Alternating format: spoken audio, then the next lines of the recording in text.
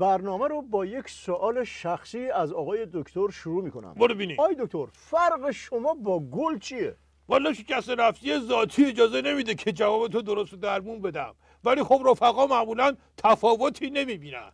اشتباه میکنین. یه تفاوتی بین شما و گل هست. گل 2 حرف داره و شما حرف نداری. روشن شد یا بازم گولت بزنم؟ چی گفتی؟ نشیدم. هیچی، گفتم لازمه یه مثال هم بزنم. نه روشنه، سوال شخصی کردی، منم یه جواب شخصی بهت بدم. اگه یه روز تابوتم رفت رو شونت به دل نگیری، فقط همین یه بار ازت بالاترم، بقیه عمرمو خاک زیر پاتم. دکتر خیلی ممنون. سریع بریم سر چهارراه خودمون که همه جای نظام بنبسته. یک حکایت عمیق فلسفی. برو بینی. مردی لب دریا نشسته بود. پرنده عشق آمد و گفت برای دوستت نامه‌ای بنویس. گفت قلم ندارم. گفت از پرم بگیر. مرد گفت جوهر ندارم. گفت از خونم بگیر. مرد گفت ورق ندارم. پرنده عشق گفت خاک تو سرت کنن، تو که هیچی نداری غلط میکنی کنار دریا میشینی. ناکس قضاوت بکش. این حرفا چیه که بار مقام عظما میکنی؟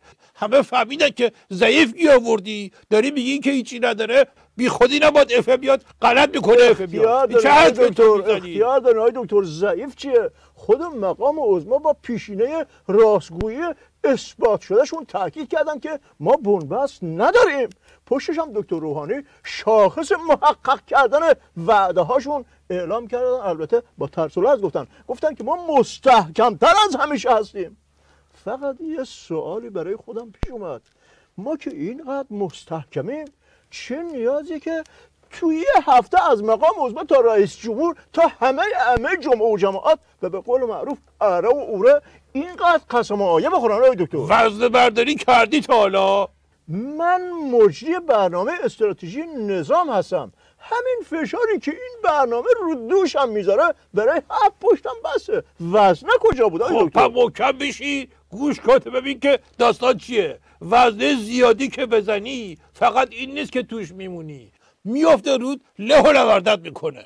منظورم مقامات نظام نیستا، ولی خب چاخان کردنم شعور میخواد. بیشتر از شعورت که بخوای چاخان بکنی، از اصل خبر زودتر لو میدی که چه فضاحتیه اون پشتا. در اون بابوی همیشه میفهموندن بزن بهادر.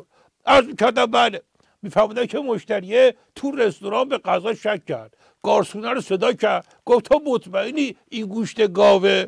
گارسونه گفت آره والا، تا همین 1 ساعت پیش داشت ارعر میکرد. روشن شد یا چی بذارم که بری از گارسون تمام شد. به هر حال با این صحبت ها بسیجی ها روحیه میگیرن آقای دکتر. منتها تا موقعی که اصل قضیه لو نرفته. وقتی که لو میره ضایع تر میشه. آروم بابوی همیشه میفهمودن بزن بهادر. عرض میکردم بله، میفهمودن که پسره برای روز مادر یه گردنبند طلا هدیه داد. مادرش گفت پسر گلم پولش از کجا آوردی؟ پسره گفت تو مسابقه 2 برنده شدم. مادره گفت این مادر به قربونت بره، چند تا شرکت کننده بودن؟ پسره گفت 3 نفر، منو، صاحب گردنبند و پلیس. بعدم گردنبنده رو از دست ننش قاپید، گفت اونهاشن اومدن، مسابقه ادامه داره. روشن شد یا همچین بزنم که این نظام مستحکم بشه اینجا. آیه دکتر، این تهدیداتی که علم الهدا و اینا میکنن که ساعت 5 صبح کشتی منفجر میکنیم، گرچه شوخی با مزه‌ای است ولی شوخی هم حدی داره. میترسم خطر متوجه نظام بشه. آره، اگه کسی اهل شوخی نباشه این پرروگریا خطری میشه. مرحوم بابوی همیشه میفهمودن بزن بهادر.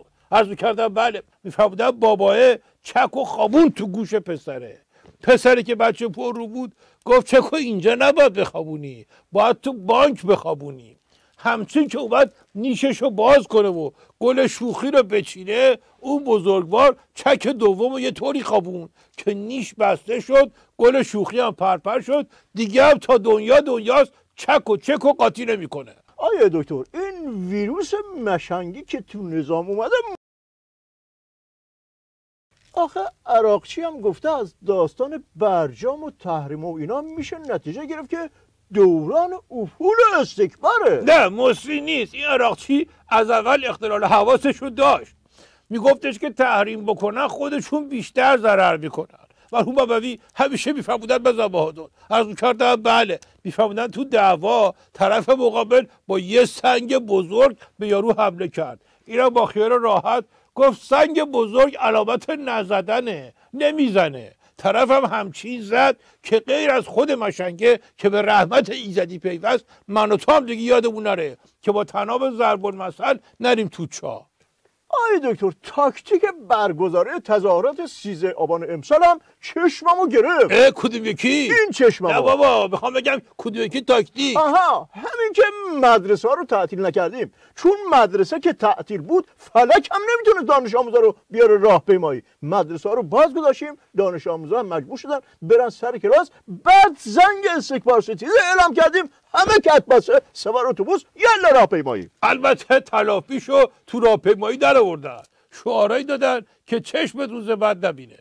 2 تاشو که میشنیدی میگفتی کاش 2 روز اینور اونورش هم تعطیل کرده بودیم، اقلا برم مسافرت از این شعارا ندم.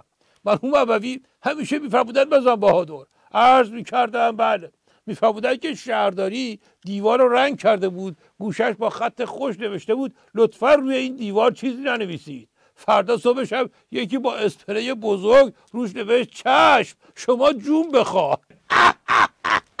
روشن شد یا بفرستم با اسپری شعار بریم. آیا دکتر، برگردم به سخنرانی های مقام عظما. ایشون تو سخنانشون استکبار رو چند بار سرنگون میکنن. اگه خدای نکرده بسیجی باور کنن، بعد تشویق کنن، بعد ایشون هم شیر بشن بخوان این حرفا رو عمل کنن که خیلی ضایع میشه. نه ترس، نه بسیجی ها باور میکنن، نه تشویق میکنن، نه ایشون شیر میشن یعنی خر میشن، نه کسی عمل میکنه. مرحوم بابوی همیشه میفرمودن بزن بهادر، عرض میکردم بله، میفرمودن یارو 2 تا بچه‌شو ترک موتور سوار کرده بود، دور فلکه که زد بچه گفت چه بوی کبابی میاد.